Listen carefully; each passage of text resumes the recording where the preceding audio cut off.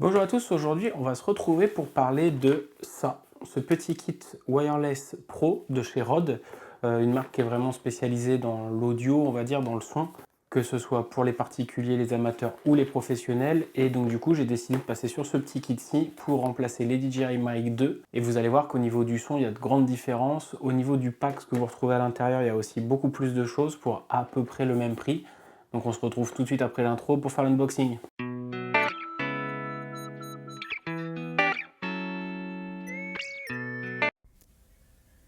Et donc on va tout de suite faire l'unboxing des Wireless Pro. Donc c'est un petit kit de micro HF comme on trouve un petit peu partout sur le marché maintenant. La petite différence c'est que vous avez du 32 bits flottant en enregistrement interne. Vous avez la possibilité d'avoir une synchronisation grâce à la timeline. Donc ça vous permet de mettre du coup un petit timer sur l'audio et de pouvoir le caler plus facilement sur vos plans ensuite. Ça fonctionne très très bien avec des smartphones ou avec des ordinateurs portables. Et vous avez aussi la possibilité de brancher deux lavaliers qui sont inclus dans cette boîte. Donc à l'intérieur du carton, on retrouve deux petites boîtes, une boîte avec le matériel on va dire et l'autre avec les accessoires, donc les deux micros qui sont ici, qui sont connectés en USB-C, donc ça tient bien à l'intérieur, ça permet de les recharger en même temps et de pouvoir faire la synchronisation quand vous le branchez sur un PC. Donc vous avez les deux petits micros qui sont quand même un petit peu plus gros que ce que proposait DJI au niveau de la taille. Le récepteur qui est aussi lui un peu plus gros avec un écran du coup un peu plus petit, mais la grosse particularité, le gros avantage on va dire, c'est que vous avez une application qui est dédiée qui s'appelle Rode Central que vous pouvez installer sur Mac ou sur PC et vous avez du coup la possibilité de faire les mises à jour, de récupérer votre audio et de pouvoir faire vos pré-réglages directement dessus.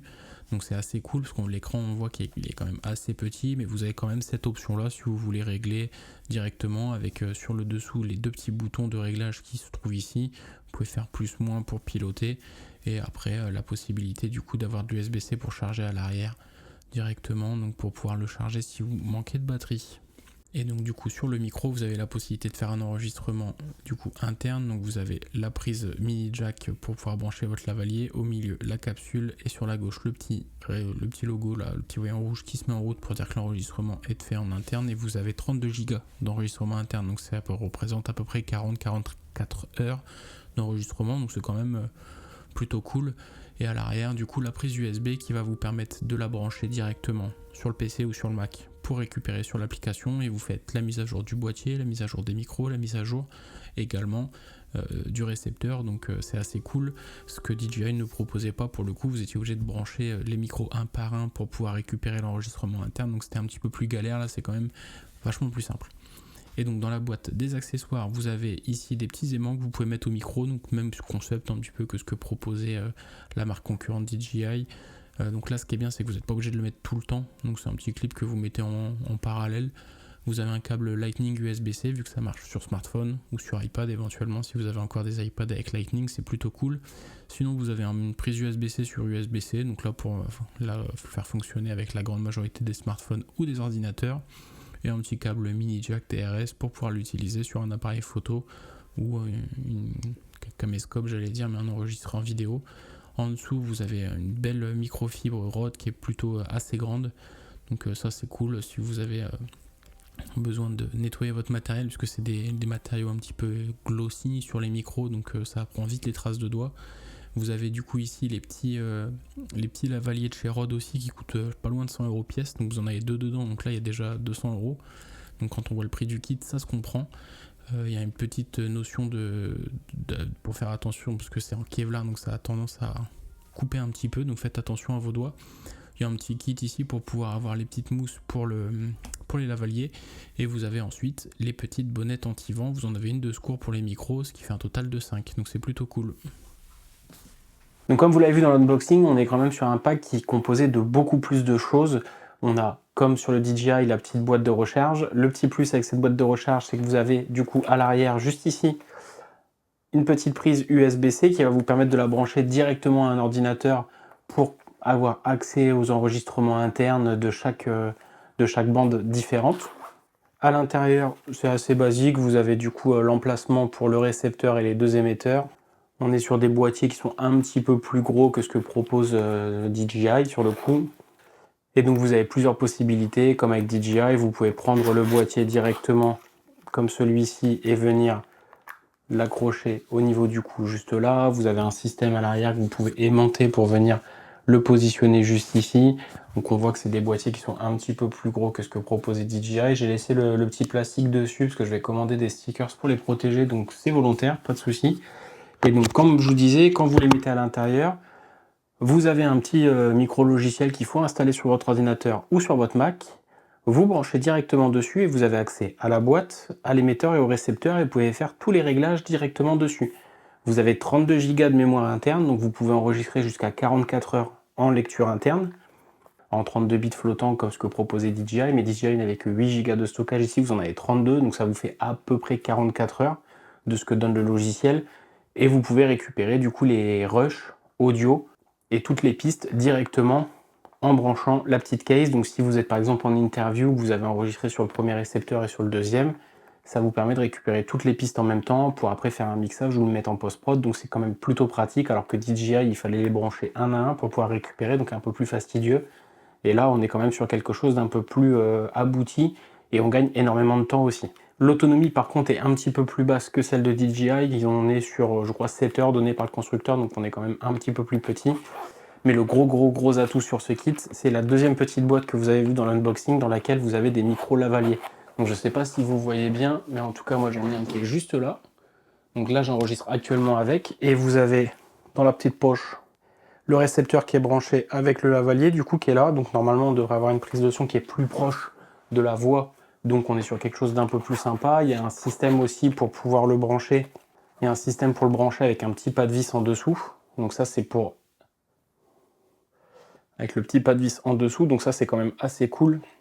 Pour être sûr que ça ne se retire pas du coup au moment de la prise audio. Donc ça, c'est quand même assez pratique.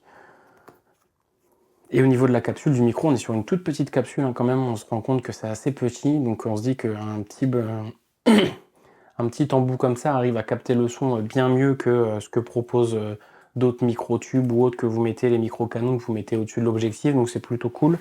En plus des lavaliers, vous avez aussi les petites bonnettes anti-vent. Elle est tombée. La petite bonnette anti-vent qui est compatible du coup avec le lavalier. Vous en avez du coup un deuxième jeu pour pouvoir mettre directement sur l'émetteur si vous prenez la voix en direct. Et celui-ci, on voit à l'intérieur que c'est une petite prise. On ne va pas le voir. Vous avez aussi la petite microfibre. Donc, pour pouvoir ranger et essuyer, parce que les émetteurs sont sur un aspect finition un peu glossy, donc ça prend un peu les traces de doigts. C'est pour ça que j'ai pas encore retiré les plastiques. Je vais mettre des petites protections par la suite. J'ai vu trouver ça sur AliExpress, donc commandez ça pour voir un petit peu ce que ça vaut. Et vous avez aussi, c'est ça que je trouve assez cool, c'est que vous avez limite un doublon de tout. Il y a ce petit sachet là, avec les petits embouts, les petites cosses là pour visser. Donc ça c'est assez cool parce qu'il y a, en gros tout est en doublon, donc ça c'est plutôt pratique. Si vous le perdez, si vous le cassez, si vous, si, rien, si le truc il se barre, vous le paumez, que le truc il vient être pété ou autre, en gros ça vous permet d'avoir un petit doublon. Donc je trouve que pour le prix, alors moi je les ai pas payés très cher, on va pas se mentir, parce que je crois que normalement c'est autour des 450-500 euros. Moi j'ai touché le tout à 360 et quelques euros sur Amazon, donc c'était au même prix que les DJI Mic 2, donc c'est pour ça que j'ai décidé de renvoyer les Mic 2 et prendre ce kit là à la place. Vous avez aussi les petits câbles USB-C et Lightning, si vous voulez le mettre sur smartphone, tablette ou sur Mac, ça marche aussi, ou sur PC. Donc ça c'est plutôt cool, donc on est vraiment sur un kit je trouve assez complet. Et au niveau de l'audio, du coup depuis le début de cette vidéo, j'enregistre avec ce kit là en direct. Donc vous avez sur le dessus de la caméra directement l'émetteur qui est branché sur la caméra. Il y a un pré-réglage du coup qui est disponible sur l'application. Ça va demander quel appareil j'ai. Donc je l'ai réglé sur l'application en disant que moi j'avais un Sony ZV-E10 pour m'enregistrer. Donc ça m'a proposé déjà un système de gain du coup de préampli directement sur l'application. Et en parallèle, en plus de ça, sur l'application, quand vous mettez votre appareil photo, ça vous propose aussi de pouvoir avoir la compatibilité et de savoir quel réglage vous devez faire sur l'appareil photo. Alors ça, DJI ne le propose pas, même si vous aviez sur le récepteur directement la possibilité de choisir votre appareil, c'était assez peu rempli, entre guillemets. Vous aviez la 6600, le 6700, vous aviez peut-être le A7 IV, des choses comme ça chez Sony. Après, j'ai pas regardé toutes les marques. Alors que là, sur le logiciel que propose Rode, on a quand même un large éventail de produits. Vous avez toutes les marques, du Fujifilm, du Canon, du Sony.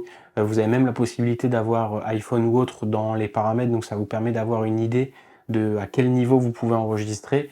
Et j'ai aussi pris ce petit kit parce qu'il y a un petit accessoire que je trouve assez stylé, c'est un manche de micro que vous tenez, vous mettez le récepteur dedans et vous pouvez parler directement avec les personnes que vous interviewez pour faire du micro-trottoir ou autre. Je trouve que c'est assez cool, sachant qu'on a de l'enregistrement interne, comme je disais, qui peut aller jusqu'à 44 heures, donc on peut avoir des rushs audio assez immenses. Dites-moi vous si vous voyez qu'il y a une vraie différence au niveau de l'audio, au niveau de l'enregistrement de ma voix sur ces vidéos-là, comparativement au DJI que j'avais testé quelques mois avant. Je vous remets la petite vidéo du coup en fiche ici si vous voulez pouvoir faire un petit comparatif. Après, je ferai peut-être un petit mix de mes deux vidéos si vous voulez voir un petit peu pour voir la différence audio, parce que c'est vrai que j'ai pas pensé à garder les DJI assez longtemps pour pouvoir enregistrer directement la voix dessus. Mais après avoir fait quelques tests, je trouve que c'est quand même vachement plus qualitatif. La voix, je la trouve plus chaleureuse. On est sur un gain un petit peu meilleur au niveau de l'audio. Donc, à vous de me dire si vous voyez une vraie différence ou pas. Je pense que si vous écoutez aussi mes vidéos au casque ou avec des écouteurs, vous allez peut-être davantage percevoir la qualité de l'audio. Donc n'hésitez pas à me le dire dans les commentaires si vous voyez vraiment une réelle différence et si j'ai bien fait de changer pour ces micros-là, parce qu'aujourd'hui, pour moi, oui, mais est-ce que vous allez trouver une vraie différence? À vous de me dire. En tout cas, moi, je trouve que ce kit est vraiment très complet. On a un rapport qualité-prix qui est bien au-dessus de ce que propose DJI. Après, il est vrai qu'au niveau du design, au niveau du gabarit, on est sur des produits un petit peu plus volumineux, peut-être un peu moins sexy. L'avantage que vous avez, je trouve, avec Rode, c'est que quand vous les mettez, ils sont directement sur l'USB-C, donc vous avez le transfert direct quand vous les rangez dans la petite boîte, alors qu'avec DJI, c'était une prise propriétaire, un petit peu smart connector à la Apple.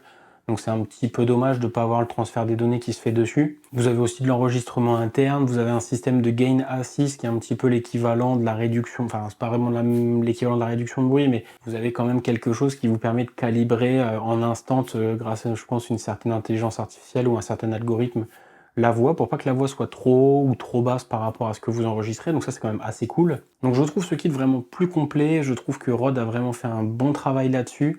À savoir que les petits lavaliers comme ce que j'ai autour du cou, si vous les achetez en individuel, c'est à peu près une centaine d'euros. Donc là, vous en avez deux dans le package. Donc c'est quand même 200 euros de produits qui sont directement mis dedans. Donc on est sur un pack aux alentours des 250 euros normalement. On est quand même sur quelque chose avec un rapport qualité-prix qui est bien en dessous de, je trouve, que ce que propose DJI si on prend tout pièce par pièce individuellement ce qui nous est proposé. La petite application qui permet de récupérer les rushs qui est assez intuitive et qui va vous permettre de mettre à jour vos produits aussi au fur et à mesure du temps, puisque la case a une mise à jour.